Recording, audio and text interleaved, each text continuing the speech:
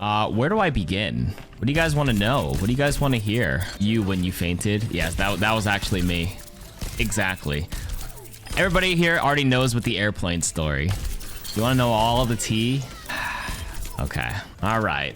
I guess we'll start from the beginning in chronological order. Did I meet Team Finland? I saw one of them in line for the concert, yeah, but I didn't like go up to them or anything because they're busy. Did you endeavor in some legal California grass? It's actually legal here in Toronto, but no, I don't endeavor in the grass, smoking and or touching, both.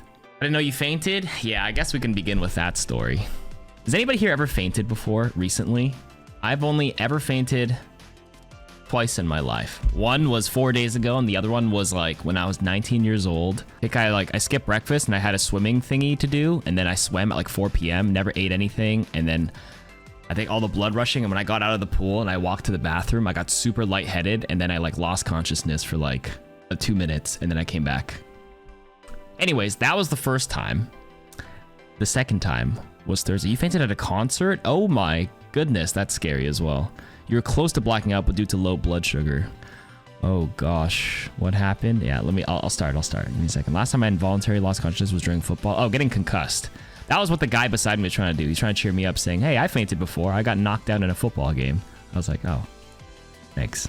Let's begin. So last Wednesday night, I finished the stream, and then I was just packing, and my flight was early in the morning, right? And you know me, I streamed pretty late playing this Le Seraphim arcade mode, and I just spent all night packing, and then I laid down pretty late, and I couldn't fall asleep because I had to wake up early for the flight. So I just ended up not sleeping. And then we took an early flight at like 6, 7, 8 a.m. or something like that. Went to the airport, didn't sleep. That's all you need to know. I did eat a little bit of food. I had a really shitty burrito. Honestly, when you go to an airport, never buy those like wraps, or never get a chicken wrap. That shit was drier than the Saharan desert. Me and Kat, we got one, and like we both took a bite and we're like, ew, this is gross. Or Kat took a bite, she's like, you can have it. Don't buy those wraps. That's the first rule. Anyways, I did eat half the wrap and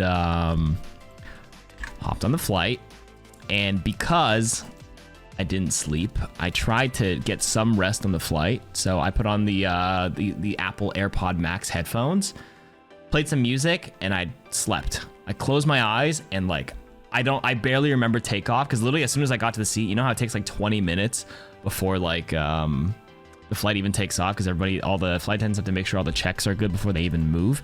I just closed my eyes, and then I think probably 3 hours passed, but I definitely had like tossing and turning. What the fuck is that emote? What the hell is that? Is that me? Is that me? What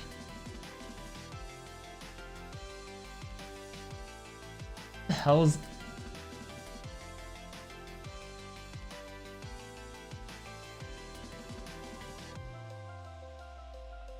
It's an HD. What on earth? Okay. Anyways. Anyways. Lots of tossing and turning every 15 minutes on the flight. I just wasn't comfortable. Let's just say that.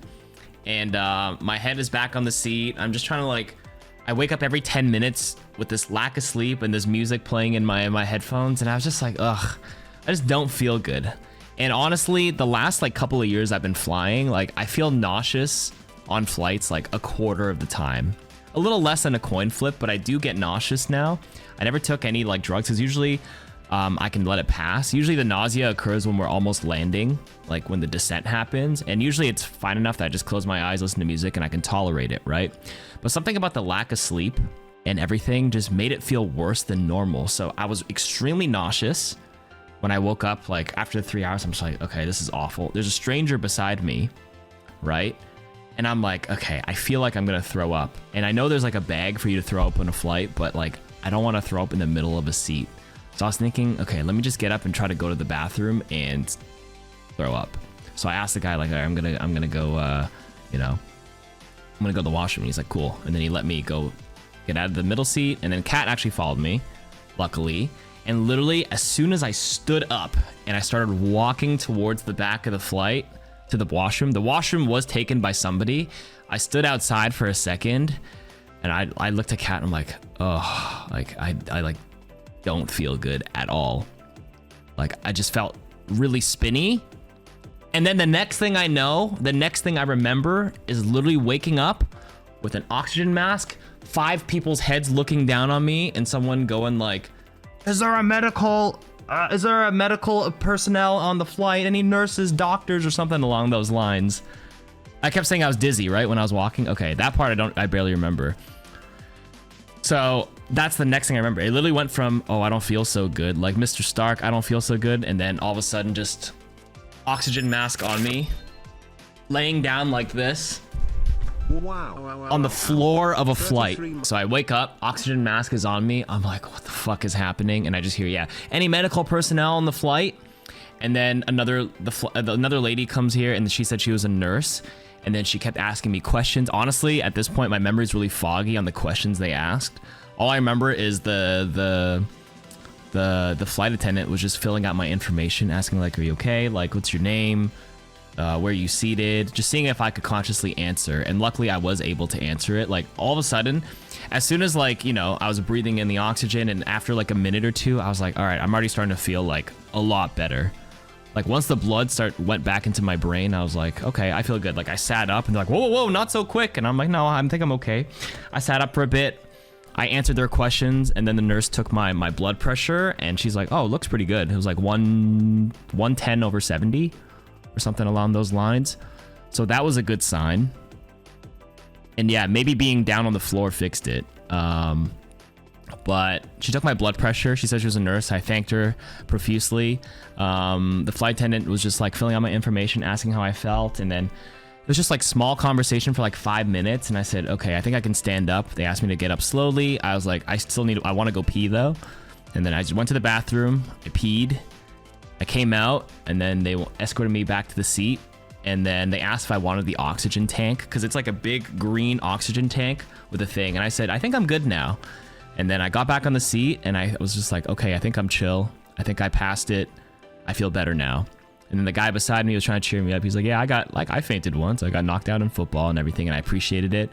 But like, I was still like, you know, on edge, because, you know, fainting on a flight is a little scary. Plus, I don't really faint ever. So then it was kind of like a new experience for sure. But then like we started descending. We were already close. And then as we were descending, I felt the nausea again very lightly, because like I said, like quarter of the time I do get nauseous during the descent of flights. So then I was like, okay, I called them back, and I'm just like, can I get the oxygen tank again? Just in case, because I'm not going to lie, when I was laying down on the floor, like when I was breathing that oxygen, it was like, it was some good stuff. You know what I mean? It is some good stuff. Like, it was an oxygen high. It was the good shit. I won't lie. So I asked for it back, and they gave me the tank back. So I kept the tank on me, and I just kept the mask on. And I was just, yeah. And then the flight attendant came just like, hey, do you want us to call like EMS or paramedics or whatever when we land? But you have to let me know now, because we're getting really close to the thing. I originally said no, but then like I was thinking, you know, I should probably get checked, because I had to catch a second connecting flight. So like, just in case there was anything more serious than it was, because again, I haven't really navigated fainting before. I said sure. She did also warn me though, you might get charged for it or something along those lines. And I'm like, damn, welcome to America. You know what I'm saying? As a Canadian, that's just something I wasn't expecting, but she did have to mention that. But I said, that's fine. So then I agreed, and it was just really embarrassing, because like, other than like, you know, getting a little nauseous again with the oxygen, I was like, in my frame of mind, I was like, I think I'm okay. Like, I think I'm good right now. But then they make an announcement over like the plane systems, like, everybody, when we land, nobody get out of their seat. We have like a medical emergency, and they need to be escorted first off the flight. And I'm just sitting there like, oh God, please. And then as soon as we land, like literally 15 minutes later, like one guy, a paramedic guy, comes in, and he's like, finds my seat. And then he escorts me. I get up, and he's like, I'm going to hold your shirt as you walk out. And I'm like, I'm fine. But then he's like, it's just protocol. He has to hold my shirt to make sure I don't fall again. Because obviously the people on the ground didn't know what happened on the flight exactly. So he was just holding my shirt, just making sure, and like walking me to the end. And like, because I'm the first one off the flight, everybody was looking at me, and I'm just walking there like, Sorry guys for stalling the flight. And then I make it out to the front of the gate, and they put me in like a wheelchair right in front of the gate, not off to the side, pretty much well, right on the front and like maybe around the first corner. Okay. And I thought like they would bring me a little farther into a private room, but literally I was placed there, and then everybody else gets off the flight and they pass by me. So every time a person gets off the flight and they're wheeling, they turn and look at me like, this was the guy, this was the medical emergency. I just got stared at by every single person exiting the flight, and I'm just like, please stop. Kat did not follow. I had a lot of bags and stuff, like still like overhead stuff, so she waited to grab everything. Yeah, all eyes were on me basically. And then the paramedic was really nice. She took my blood pressure. I got EKG'd. A bunch of like those patches went all over my arm, on my chest, everything. Checked all my my vitals. EKG or ECG? I forgot what it is, to be honest with you. Something with patches. She checked all my vitals, asked the question like, you know, what exactly happened, and I just said, you know, I was feeling nauseous before I got up. And upon further explanations, any nurses or doctors in here, anybody in medicine chat, she basically looked at me, and then I passed all the vitals. She made me walk, and she's like, you know, I'm pretty sure what you had was vasovagal syncope. I call it syncope, but it was syncope. Didn't know exactly what that was. And then she's just like, basically, the paramedic was like, you know, it's pretty common, to be honest with you. And if you ever feel nauseous, like whether you're in a car or a flight, it just so happened to happen on a flight, but it happens a lot with people in car rides and stuff. But if you just get up too quickly or you start feeling really nauseous, like keep your head down, or like I think she said, like grab your thighs and like massage them to get some blood back in your feet or into your legs. And then if you need to barf, like you have like the bag just in case. It's like, just don't get up right away. And basically, yeah, it went like explained it in that way, and just like, you know, your body had a response. You didn't want to throw up beside it, and then it just had a moment where when you got up, you just fainted, you lost blood, but as soon as you got up, you felt better. And the paramedics were like, honestly, you seem fine, and the biggest thing is like concussion if you hit your head, and we don't know, and I can't tell you for sure if you hit your head, but that's the bigger worry. Like now that the nausea's passed and you landed, the paramedics were just like, yeah, you know, I'm not so much worried about the fainting, but more about if you injured yourself on your fall.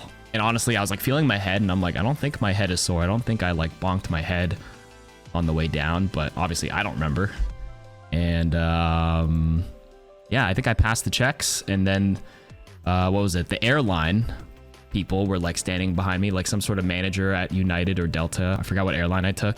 They had to stand there, and they're like, okay, well, you have a connecting flight, and legally we're not allowed to let you go on your next flight until we talk to our doctors on our end or something like that. And so he called the doctor, and then some sort of like in-house doctor or something, and the paramedic was like, do I have your permission to like talk to this doctor on your behalf? And I said, yeah. And then the paramedic explained it to them, and then they said okay, and then they said, you're good, you can take your connecting flight. And then I asked the paramedic, am I gonna be charged for this? And then they're like, oh, this? She's like, no, this is totally good. You only get charged if we like bring you into an ambulance or emergency room. That's when you get charged. Like this check, paramedic, free. And I was like, really? The flight attendant said like I might get charged for this. And it's like, sometimes they don't know, like, you know, they're like, I do this all the time, you're good. And I said, okay. And then she filled out a form, and now I got free healthcare in the USA. I can knock that off my bingo card, baby. Never would I have thought that would ever happen to me.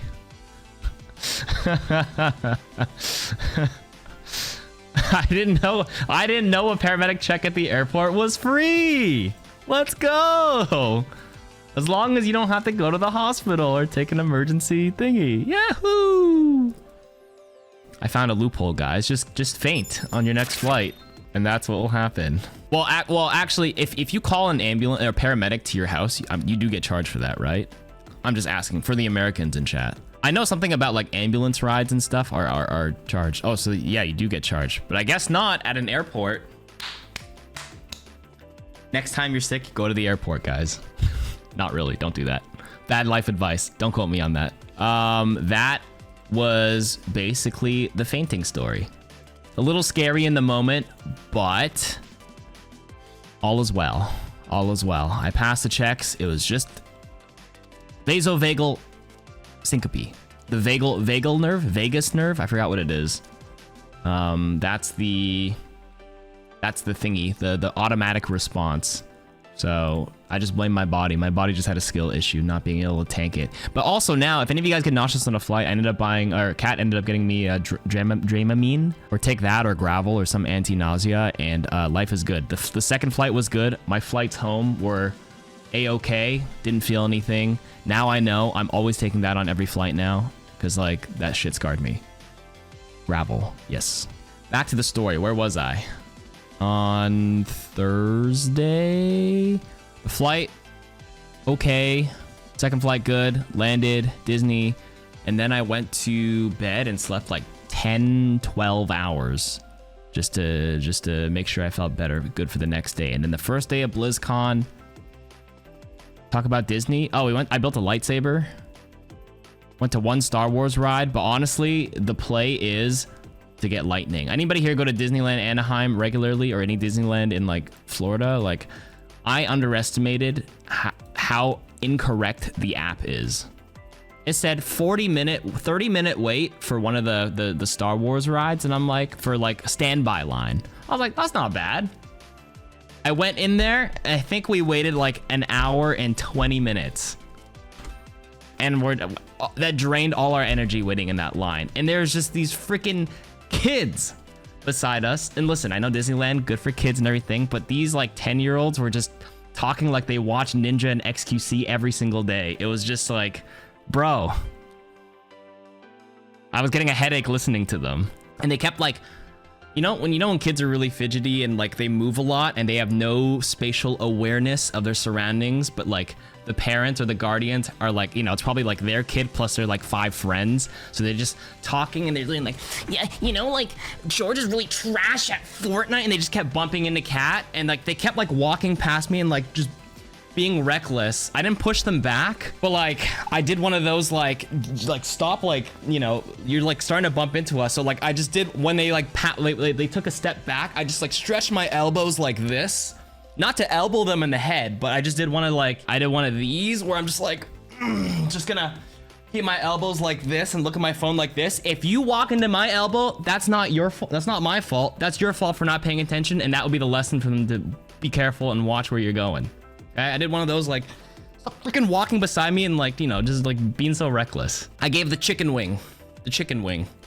Not to concuss him, but like my elbow is here, and yeah, if you're not paying attention, that's a lesson for you. In the moment, if it did happen, one of those things where you're just thinking of this, you're kind of hoping it happens, but at the same time, it's like, I'm not trying to elbow a kid, and I'm not trying to concuss the kid, but if they happen to like hit my elbow, I already played the scenario out in my head, and I'd be like, I'm so sorry, like, they were just running around and I was just stretching, and like, your kid just ran into my elbow, and I hope he's okay. Like, you want me to call someone? Like, I had the whole thing planned in my head in case it happened, but I think maybe he got the hint, because like he stopped walking past me.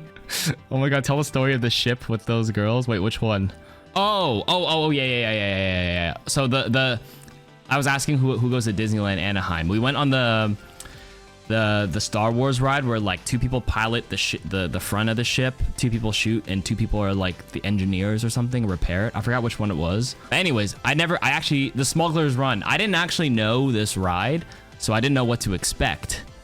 And we didn't have any engineers or people fixing the ship, so we had these 2 girls that were like, who were asking like what role we wanted, and we just let them choose, and they like wanted to be pilots. And I'm not gonna lie, these girls are the worst pilots I ever seen in my life, because like it was just like down is up and up is down, left is right. So the whole time we're just pressing the shoot button, they're like, why the fuck did we pick pilots? And the whole time, the entire ride, the freaking ship kept crashing into everything. Yeah, they got wrecked. Skill diff in pilots, inverted controls, and it like rumbles when it crashes. Yes. And after that, we were fatigued, so we ended up building a lightsaber, and then went back and then went to sleep at like 9 o'clock. And that was our Disneyland trip. Lots of walking. Honestly, the 30-minute on the app that turned out to be like an hour and 20 minutes for the wait just kind of drained our energy. But next time we go, we definitely have to do the lightning thing, right? Or like I forgot what it's called, or Genie. You like reserve a time and then you can just go. And I think that's what we need to do.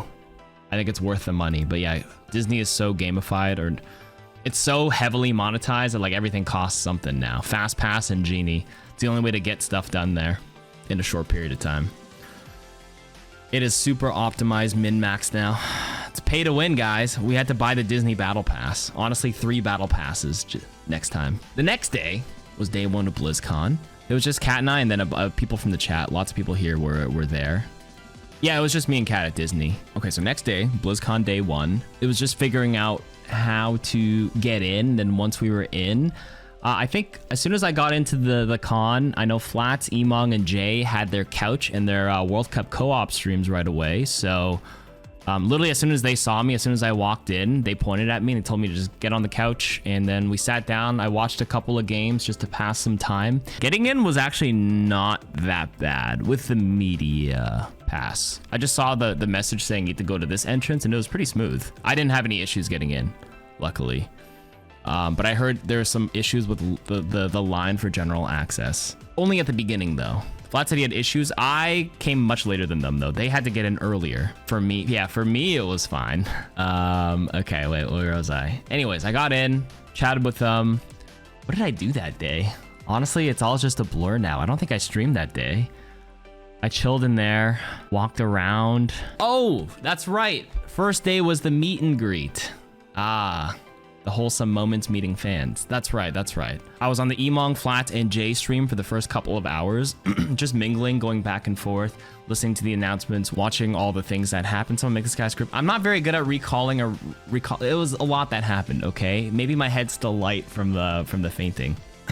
So I had an official meet and greet for like an hour, which was really wholesome. Lots of pictures, lots of signing, lots of wholesome stories.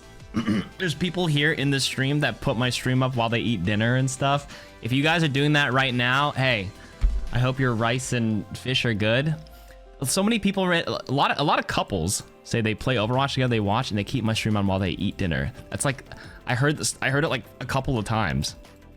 Specifically dinner. Rob, you're eating tacos at your desk, but like I'm on the TV on the kitchen apparently. How do you know I'm eating rice and fish? Is it you? Hey, it's you. And then I talk about my farts and poop all the time on stream, which is why I'm always just like taken aback when people say they keep my stream up on the TV. And then families come up to me saying they all play Overwatch together and I'm a permanent addition on their TV. And I'm like, oh God, please, no. No.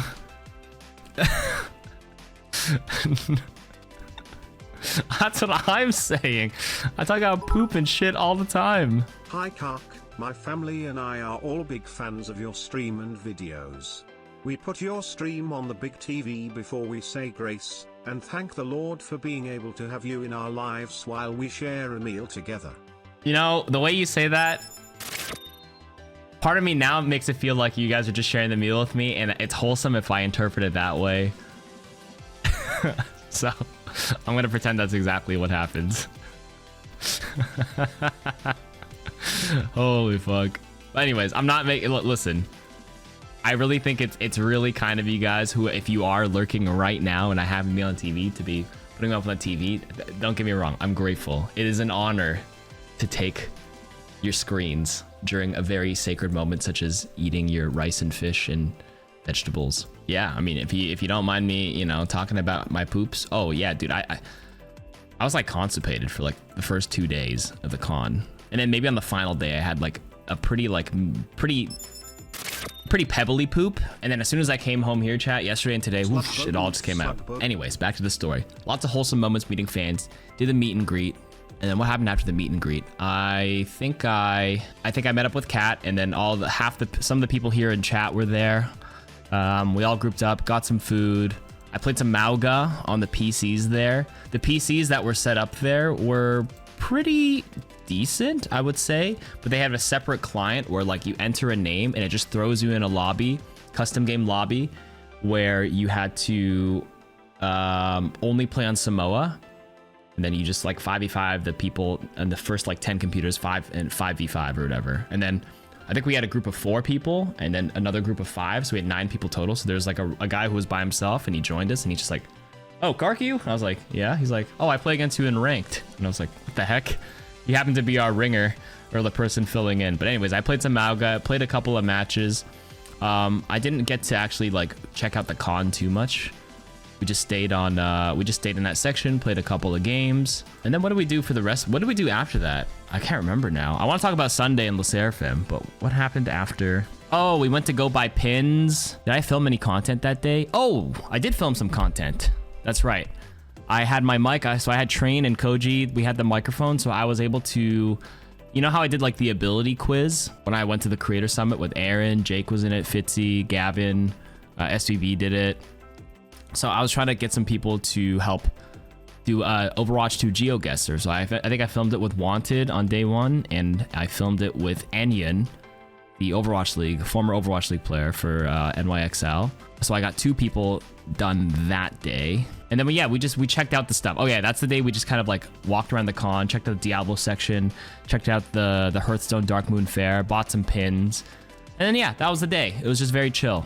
Oh, and I filmed it with J3 at the end. That's right. The Overwatch 2 GeoGuessr. And that was the end of that day. That night, Kat got a little sleepy, and then I joined some of the Twitch community here. Yeah, you ordered some really shitty spaghetti room service, and then Kat fell asleep, and then I went to go hang out with Koji, my team, and the people, lovely peoples in the chat. We played some Smash, played some Street Fighter, chit-chatted, and yeah, it was a good night. Second day, woke up nice and early, went to the convention, and then I actually found out that my badge gave me access to the room upstairs, and it's like a media room, and it's just a bunch of tables and like outlets for like a lot of reporters and IGN. They all had their laptops just like writing updates for BlizzCon and stuff. And then I went up there, I stole a Danish. Not really stole. I can't say steal because like I had access to it, but I took a few Danishes, some there was just all these like sugary breakfast foods. And I'm like, man, why wasn't there like eggs and like sausages and like an American breakfast? It was all just sweets. But anyways, I pumped up my blood sugar with all the sugar. Got some shitty watery coffee, and then I went back downstairs to my streaming station.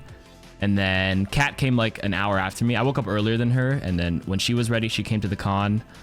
And then I started my co-stream, and then Megan was there, and then Kat, and then the guy there gave permission for Kat to sit down as well, and like, you know, be part of the World Cup co-stream for a bit before Le Seraphim came on. I remember Megan was just like, or I went to the bathroom, and then Kat was talking to the chat, and then Megan's like, who's this person sitting in Kark spot or something like that, right? I didn't tell Megan that like that was Kat. I didn't introduce yet, because I think when I came back, Megan was like, that's your wife? And I was like, yes. Like, okay. I was just like, is this another streamer I don't know?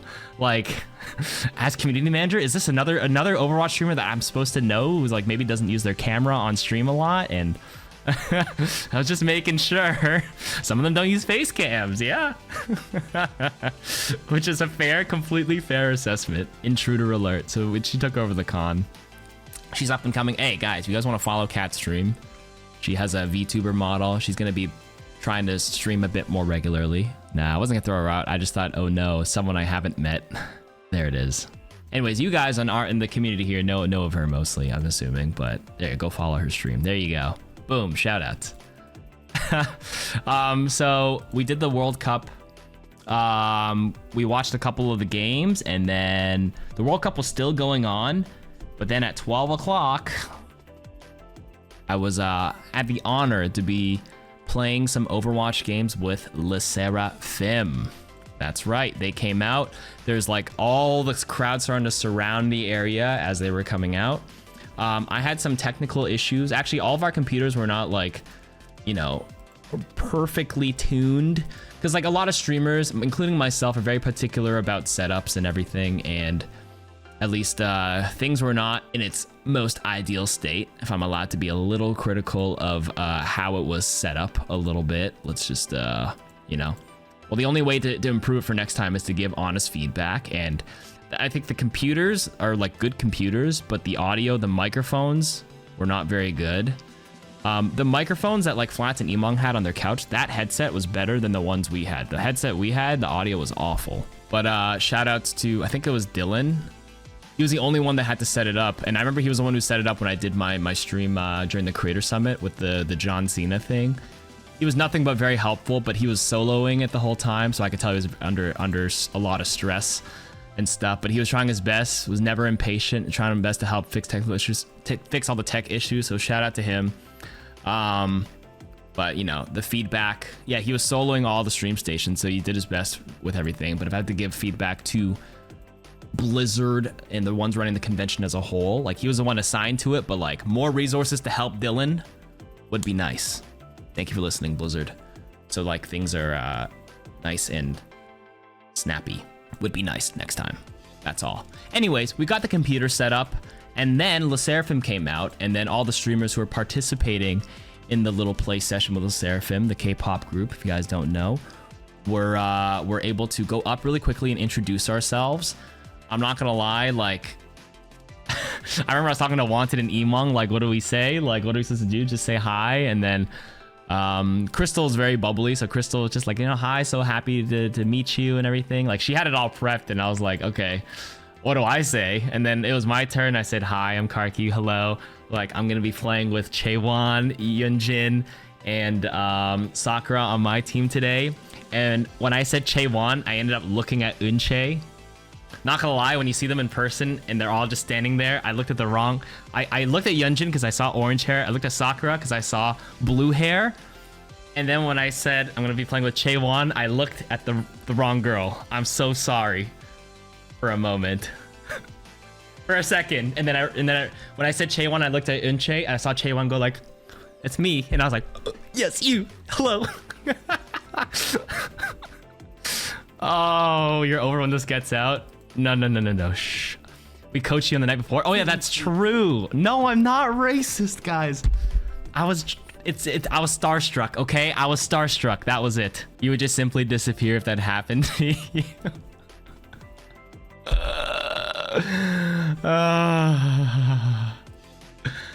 But yes, that's just the truth. They all had different hair colors. Listen, Chaewon is blonde too, and so is Eunchae. Okay, just saying. It was just a quick glance. They had very like light colored hair. It wasn't orange or blue. I just joined her Karki is racist. Yeah, write that down. Sure. Anyways, it was just for a second. I'm sure they forgot about it. They don't remember. They meet new people all the time. The Fear Nots are coming after me. I'm sorry, Fear Nots. No, they definitely hate me now. They can't. They're still thinking. You know, they're still thinking about it at night, evidently. Or am I? Okay. Anyways, I said the wrong. Well, I just looked at the wrong person for a second. Listen, it was very quick. I said hello, pleased to meet you. I'll be on your team, and that was it. Wanted went up next. I'm pretty sure he just said, hi, I'm Wanted, fighting. And then he walked off. Emong just said, hi, I'm really happy. I'm Emong, happy to play with you. And that's it. So everybody had a different introduction. Oh, Emong can tell a side of the story. Hey, there you go. I'm sure he already did earlier today, but if he's still here, anybody in Emong's community, speaking of Emong, literally in the exact moment he raided.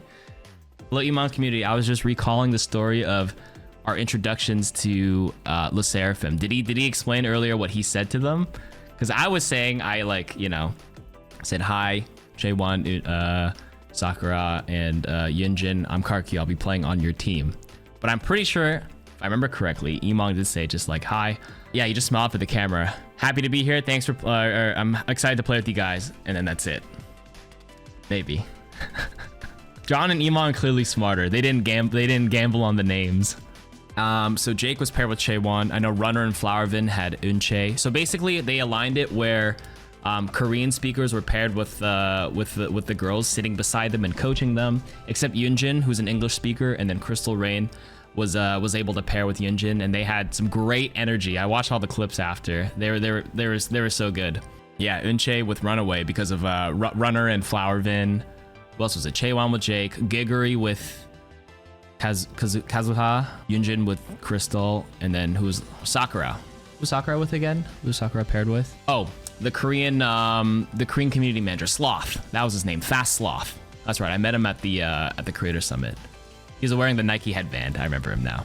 The black screen gameplay is legendary. I know. I'm just telling a story, so I'll launch Overwatch eventually. I heard you accidentally crush Zach with your Diva mech. I did. Oh, there's a clip of it. I put it on TikTok already, or I put it on Twitter, where I went around. I played Diva in the second game on the Busan game, and then when I was Baby Diva, I was just like, you know, would it be rude if I went for some mech squishes? And I got 3 mech kills with it. Aspen booped Yunjin off, and then I squished Eunchae and Aspen, or Broyuak, and then the second time I squished Aspen. That was funny. It was me, Aspen, Emong. Everybody else was just on the other side. Even though my teammate was wanted, he was in the middle. Aspen was beside me, and so was Broyuak, but they're on the other team.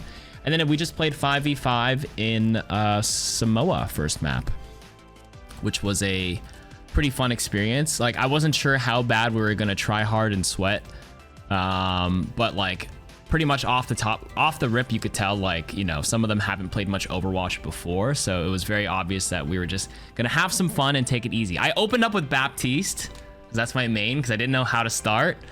But then after like I went main to the point and I saw Kazuha's Mercy just like this, without any beam attached to anybody, standing out in the open. I'm just like, oh, okay, let's not play Baptiste.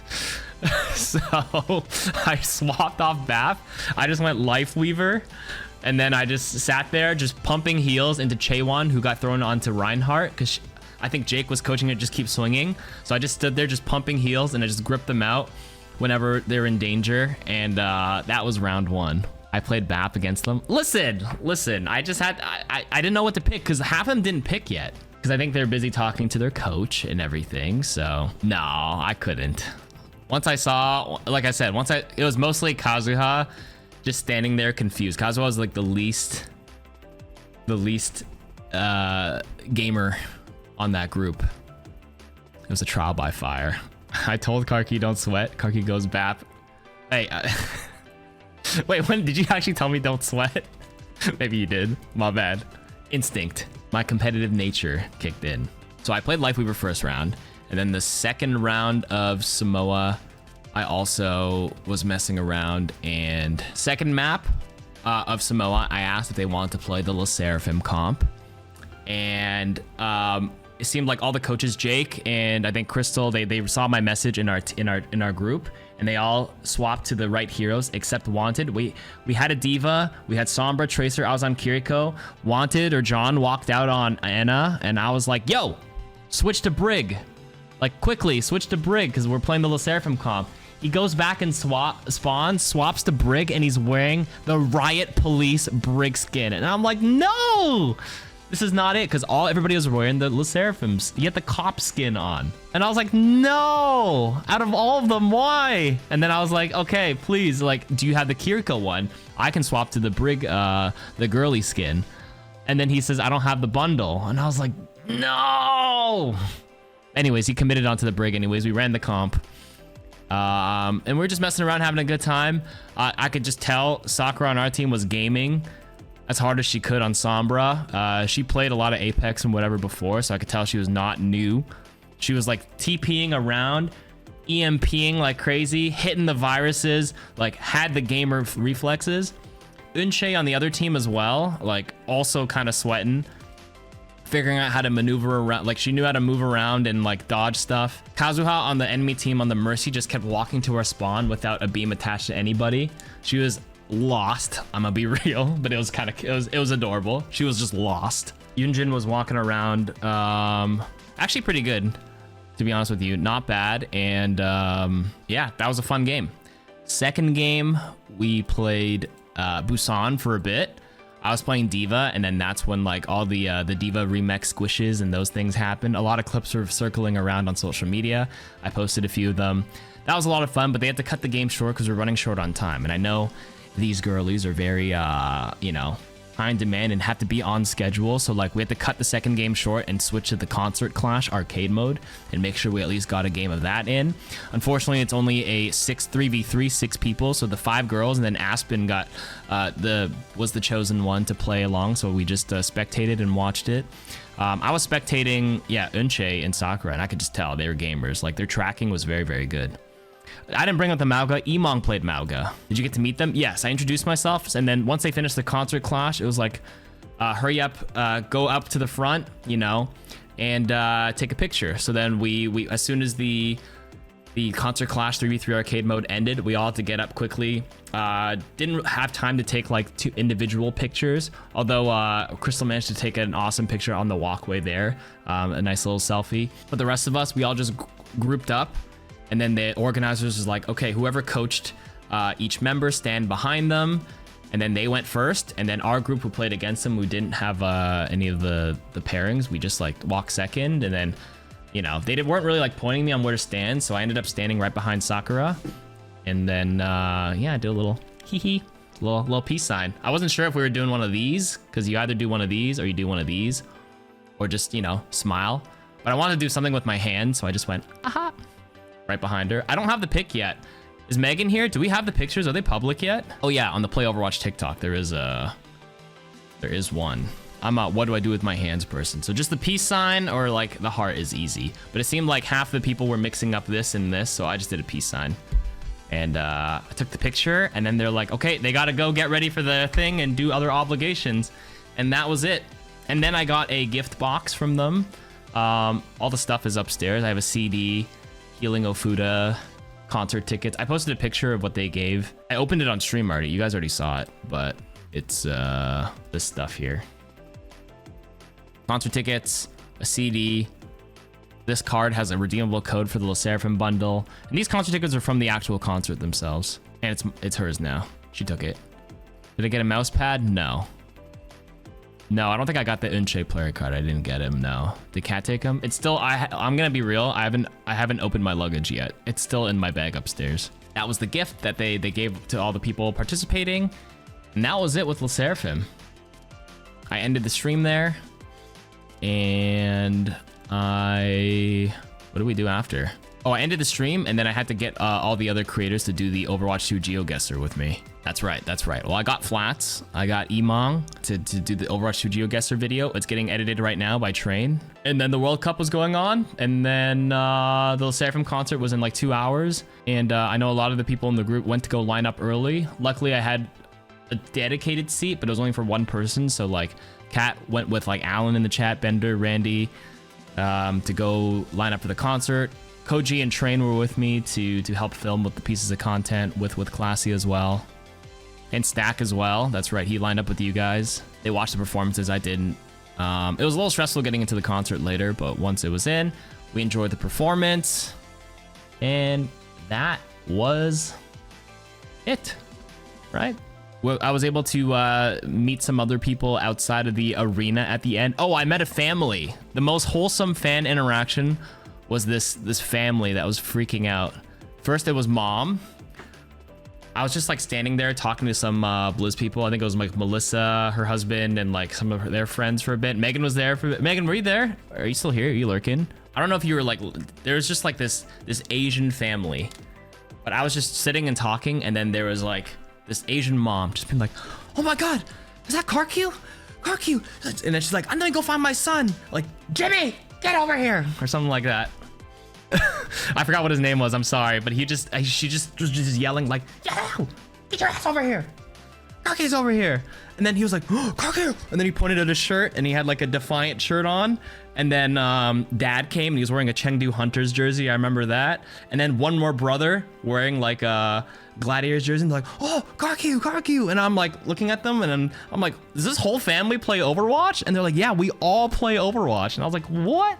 Mom was so cute. Mom was just like, "Yo, we watch your videos, we love you. My sister and her family also all play Overwatch. We watch your content." And I was like, "Okay." Asian mother, hey, are you in this chat? Who had the highest rank? It was their son in the Gladiators jersey. I remember. Well, the brother pointed at each other. Mom and Dad pointed to their kids, but then each brother pointed at each other. But that was super wholesome. Took a lot of photos, signed some stuff, and then Mom really was super excited. She asked me to take like another video where like we walk up and do a handshake, because she just really wanted to share it with her sister or her, like the kids' aunts and stuff. That like, you know, it was just wholesome seeing like an entire family play Overwatch. Usually like a parent brings their kid here, but like all 4 of them played. And I'm like, do you guys like all queue together sometimes? And they're like, yeah, we do. And I'm like, man, I wish my parents played games. Imagine having an argument with your Overwatch mom and you just tell her, shut up, you're plat. Is that what you're trying to say? Watch our kid not like video games. I would also just die on the inside a little bit. But that was probably the most wholesome interaction with that entire family. That was great. We left, and then there was the chaos of organizing dinners, because listen, there's just a lot of people who don't really make plans, including myself. I usually default to Megan in the chats like, oh, are we doing any sort of like, you know, organized dinner that like, you know, that Blizzard or, you know, community managers setting up. But that was a little stressful. I wanted to make sure everyone had a good time, and then we ended up organizing something, and we went to go eat. Lots of people joined us, had a good time, and then we went to karaoke. Karaoke was good. Lost our voice. Oh, don't forget the Cosmo accessory. Oh, that's right. Okay, I actually rewatched the video. Okay. Who here actually loves LE SSERAFIM? Like, actually, like, is a fan. Not because of, like, recently, like, they actually, like, watch them a lot or, like, listen to their stuff. Okay. We were waiting outside the concert. Okay, outside the venue.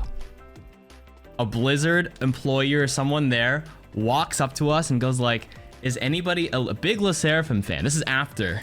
And they're like, yeah, like we're all like, yes. Randy was like, yes, hi. And then the lady who was like production security or something, she's like, one of the LE SSERAFIM members like dropped this as part of her outfit. Do you want it? And then Randy was like, yes. And he was just like dying on the inside. Just, he's still shaking. So I actually watched it. I actually rewatched their performance. I see it. So we literally had a part of LE SSERAFIM's outfit. It was like a chain. And now that, do you have the video? Do you have the picture, Randy? Can you send it to me? LE SSERAFIM's belt fell off. We didn't steal the outfit, but the security guard said, oh, you could just have a piece of one of the members. It is Kazuha's. Hold on. Where's the BlizzCon performance? I think it falls off. It's this part of the chain on the thing. I swear it falls off at some point here. It's this dangly thingy. And no, we're not selling it. Randy, don't sell it. Randy has it. I don't have it. You would have returned it personally. Exactly. It fell right there. It's this. Do you see it? It just fell off. That thing right there. Where is it? On the ground. It's still there. I think they kick it around a little bit. Right there. On the ground. That thing. In our hands. Outfit. So here it is. Security guard said, oh, you could just have a piece of one of the... Right when they're doing the Unforgiven part, it fell. Unforgiven girls. Unforgiven. We found your down payment for your second home. Yeah. I don't have it. But no, we don't sell it. It's authentic. You have to, like, keep it. A piece of history. Wait, what is it? It's just one of their accessories and one of their performance outfits. But yeah, okay, I almost forgot about that. Holy crap. Anyways, then after that, we went to karaoke, and yeah. Next day, flight home. I think that's it. But it was a good time meeting a lot of you guys in community. Again, if you know, we do BlizzCon again next year, I hope to get to meet more of you guys. And it was overall a good trip. And that's the end of the story.